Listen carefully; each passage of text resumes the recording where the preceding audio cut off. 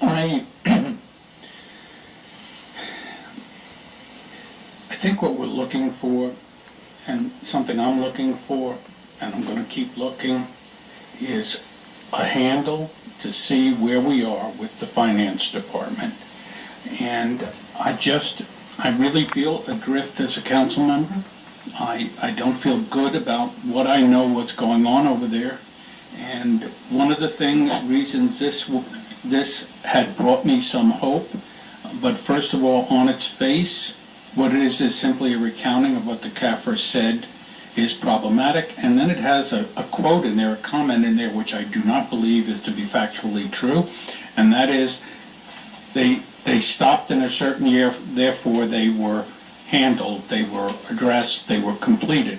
And in fact, we do know that in fact, on several circumstances where we did check, they were dropped because the auditor, for reasons beyond, I think, just gave up and didn't bother that comment anymore, and there's several of them in that case. So I don't know whether these are still outstanding problems or not.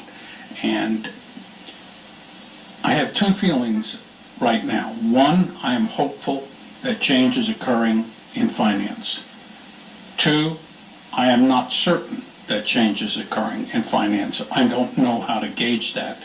But hopefully I thought maybe this item could help clarify, but right on its face, it's inadequate because it says something that I know isn't true. Because last year when we looked at the CAFRA and past analysis of what had been done, we found that, yes, the audit had dropped some of his recommendations, but not because they had been complied with. I guess he just went on to something else. So this is not very helpful to me. Can you take an opportunity and see if we can redefine some of those? Yeah, I think at least relating to the issues of the what we do. My sense is that CAFR was basically ignored for several years. I mean, yes, there were some fleeting efforts to deal with it, but when October last year hit, we felt totally exposed. And one of the problems, Greg, and I feel sorry for you and Wayne Saunders, because, and I apologize for this, I have no trust. If I don't see something in writing, if I don't have something I can trace, I'm not accepting. And that's from 1 to 2 years of hard experience of being told stuff that never came to be. And I think everyone on the council has shared that experience. So it makes me very skeptical. And when people say, trust me, believe me, I want to, but boy, I just can't. I need to see positive things occurring. So that's why, this was less than forthcoming to me. Don? I probably see this more as an addition.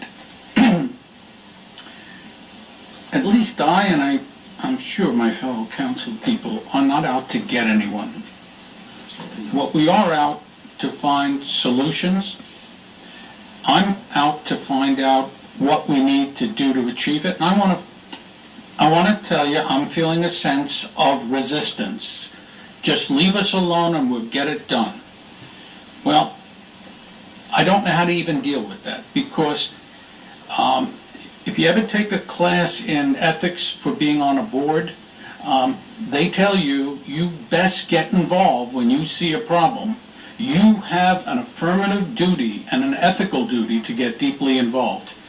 And I also understand that very often the council is seen as a pain in the neck when it starts inquiring. But all my statement is to the employees and to all the staff, we have very good reason to be looking askance. But I'm not doing it from a negative point of view. What I'm doing it is I want to be able to assure the citizens of Port Orange that due diligence is being exercised.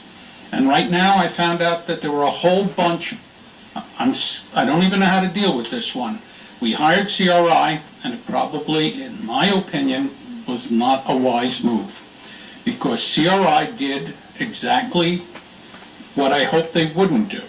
I don't mind them sharing comments and observations with staff.